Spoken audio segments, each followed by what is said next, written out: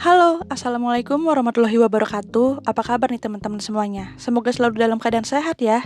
Kali ini aku akan membahas kasus mengerikan yang terjadi di Filipina pada tahun 2019 lalu teman-teman. Di mana seorang remaja perempuan berusia 16 tahun menjadi korban pelecehan dan juga penghilangan nyawa oleh seorang pria berusia 43 tahun. Walaupun pelakunya sudah tertangkap, namun kasus ini masih menyisakan kisah yang janggal. Seperti apa kisah lengkapnya? Simak video ini sampai selesai ya. Tapi sebelum kita lanjut ke pembahasannya, tolong dukung aku dulu dengan klik tombol subscribe dan tolong juga aktifkan tombol loncengnya. Karena dukungan kalian berarti banget agar channel ini semakin berkembang. Kalau udah, nggak usah lama-lama lagi, kita lanjut ke pembahasannya.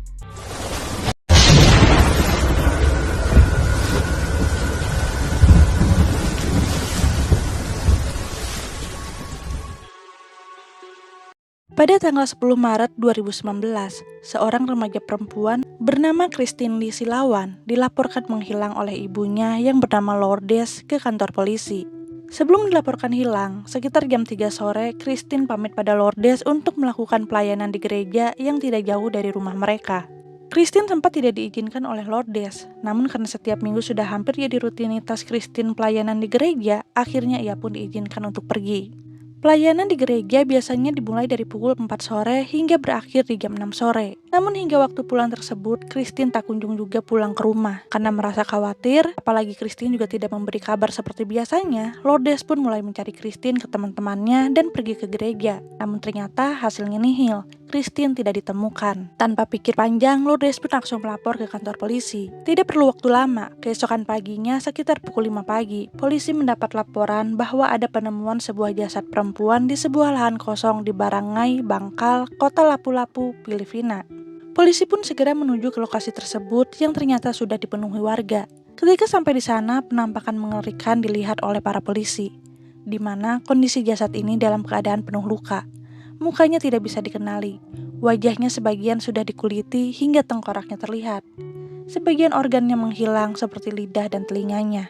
Selain itu, jasad tersebut juga dalam keadaan setengah telanjang dari pinggang hingga ke kaki. Polisi pun segera memberitahu Lourdes mengenai penemuan jasad tersebut, karena ada ciri-ciri dari jasad tersebut yang sama dengan Christine yang dilaporkan hilang oleh Lourdes tadi malam. Lourdes pun segera mengecek kondisi jasad wanita tersebut, dan ia pun sangat kaget begitu melihat kondisi jasad tersebut.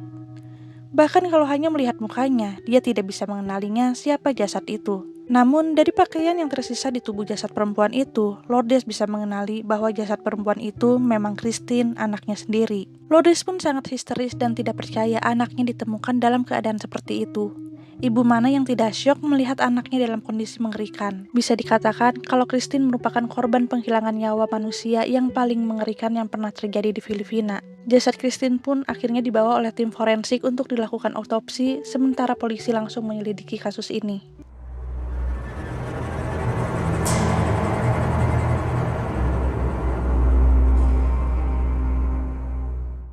Melihat kondisi jasadnya, polisi meyakini selain dihilangkan nyawanya, Christine juga menjadi korban pelecehan. Saat penyelidikan berlangsung, polisi menyadari bahwa beberapa bulan sebelumnya ada seorang petani yang juga dihilangkan nyawanya dengan cara yang mirip dengan Christine, di mana jasad petani itu ditemukan di Danau Siti Kebu dengan sebagian wajahnya yang sudah dikuliti pada bulan Januari 2019 lalu. Polisi pun berasumsi kalau pelaku kasus penghilangan nyawa terhadap petani tersebut terlibat juga dengan kasus Christine. Pelaku itu bernama Jonas Martilbuno.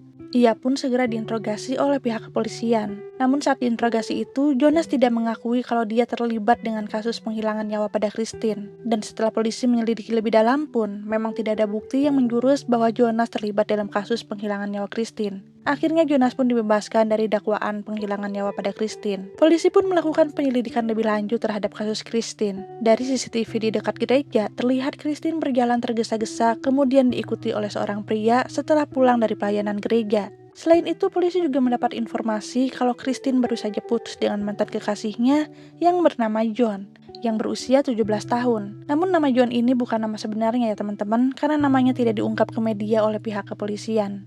John pun segera menjadi tersangka utama karena merupakan orang terdekat yang diduga memiliki motif kuat untuk melakukan penghilangan nyawa pada Christine karena diduga rasa cemburu. Dan lagi, laki-laki yang terlihat di CCTV bersama Christine perawakannya mirip dengan John. Selain itu, ada beberapa saksi yang mengatakan Sebelum meninggal, Christine terlihat bersama 3 orang pria, walaupun belum jelas siapa ketiga pria itu. Akhirnya pada tanggal 16 Maret 2019, John pun dijemput pihak kepolisian di rumahnya.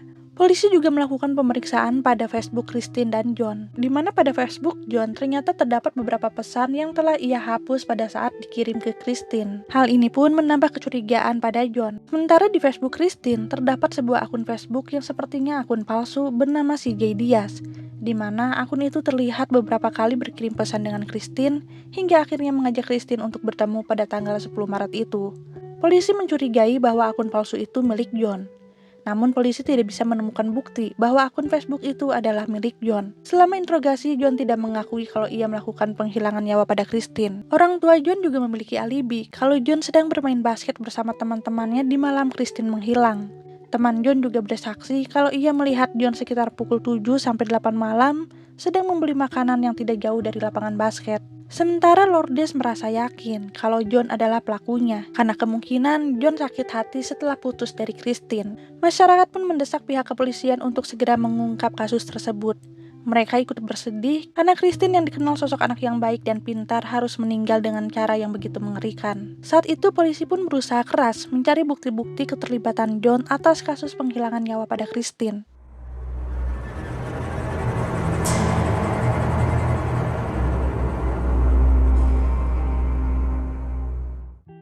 Pada tanggal 2 April 2019, tim forensik mengumumkan hasil otopsi Christine. Kalau Christine ternyata meninggal antara pukul 6-7 malam di tanggal 10 Maret 2019. Penyebab kematiannya adalah akibat jeratan di lehernya. Kemudian, tim forensik juga mengungkap bahwa benar telah terjadi pelecehan pada Christine, karena sempat ditemukan pendarahan pada alat vitalnya. Selain itu, ditemukan juga cairan asam pada wajah Christine yang menyebabkan kulitnya terkelupas hingga terlihat tulang tengkoraknya. Kemungkinan organ-organ tubuhnya yang hilang juga dikarenakan cairan asam ini. Dan juga terdapat beberapa luka senjata tajam di tubuhnya. Melihat kondisi jasadnya yang mengerikan seperti ini, tim forensik mencurigai bahwa pelakunya bisa mencapai 3 orang. Tidak mungkin dilakukan oleh 1 orang saja. Berdasarkan bukti-bukti hasil forensik tersebut, polisi pun berusaha melakukan pencarian pada 2 orang lagi yang diduga ikut terlibat pada kasus Christine. Namun cukup sulit karena kurangnya petunjuk. Hingga di tanggal 9 April 2019, seorang pria menyerahkan diri pada polisi. Dia bernama Renato Lainez, berusia 43 tahun. Renato mengaku kalau dialah yang bertanggung jawab atas kasus penghilangan nyawa pada Christine. Renato mengatakan kalau dia melakukan itu hanya seorang diri, karena terinspirasi dari permainan Momo Challenge yang sempat viral pada masanya. Momo Challenge sendiri adalah sebuah tantangan yang meminta pesertanya untuk melakukan tindakan-tindakan berbahaya. Dan ternyata yang membuat akun Facebook palsu bernama CJ Diaz itu adalah Renato. Jadi pada awalnya Renato berkenalan dengan Christine melalui Facebook dengan akun CJ Diaz. Dia berpura-pura menjadi remaja yang masih berusia 17 tahun. Setelah saling berkirim pesan di Facebook, akhirnya Renato mengajak Christine untuk bertemu di tanggal 10. Dan Christine pun menyetujuinya. Mereka pun janjian bertemu setelah Christine pulang pelayanan dari gereja. Namun saat pertemuan itu, Christine dibuat terkejut dengan tampang Renato yang ternyata merupakan pria tua. Sedangkan pada saat berkirim pesan di Facebook, dia mengaku masih berusia 17 tahun. Tentu saja Christine kecewa dan menolak bertemu dengan Renato. Dan Christine pun meninggalkan Renato begitu saja. Sementara Renato yang sudah terobsesi dengan Christine, terus mengejar Christine hingga akhirnya mereka sampai di sebuah lahan kosong. Di sanalah Renato yang kesal berusaha untuk melecehkan Christine. Tetapi tidak berhasil karena Christine terus menolak. Akhirnya Renato pun melakukan penyerangan menggunakan gunting yang telah ia bawa. Kemudian Renato memang sengaja menguliti kulit wajah Christine agar wajahnya tidak dikenali dan mempersulit polisi untuk melakukan penyelidikan. Ketika ditanya alasan mengapa Renato mau menyerahkan diri, padahal ia bisa saja terus bebas karena sudah ada John yang tertangkap, Renato mengatakan kalau ia menyerahkan diri karena masih memiliki hati nurani, dan ia juga mengatakan kalau saat penghilangan nyawa itu terjadi, ia sedang dalam pengaruh obat-obatan terlarang hingga tidak bisa mengontrol dirinya sendiri.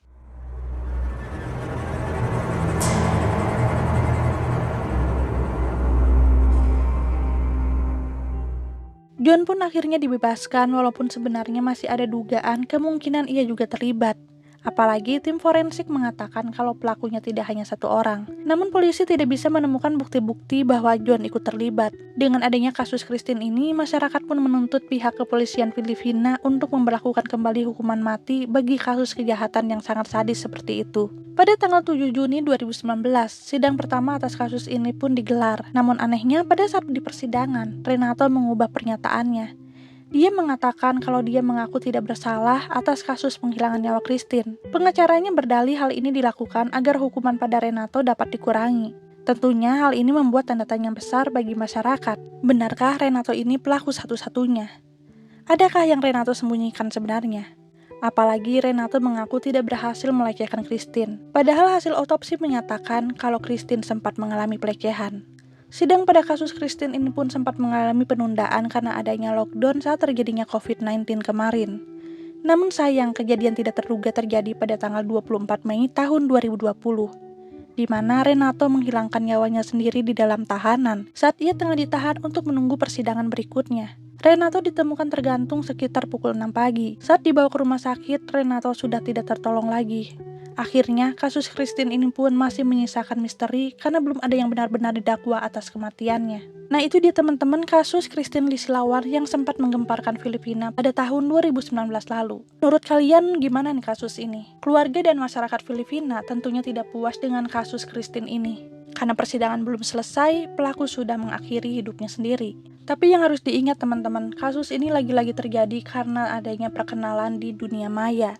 Seperti kasus-kasus yang udah aku bahas sebelumnya, ternyata orang asing yang kita temui itu bisa sangat-sangat mengerikan. Tidak bosan-bosan aku mengingatkan kalian, apabila kalian mau berkenalan dengan seseorang di dunia maya, itu harus lebih hati-hati lagi.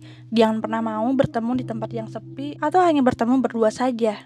Semoga Christine bisa tenang di sisinya dan keluarga yang ditinggal pun bisa diberikan kesabaran. Terima kasih telah menonton video ini sampai selesai. Jangan lupa untuk klik tombol like dan share-nya kalau kalian suka dengan video ini. Assalamualaikum warahmatullahi wabarakatuh.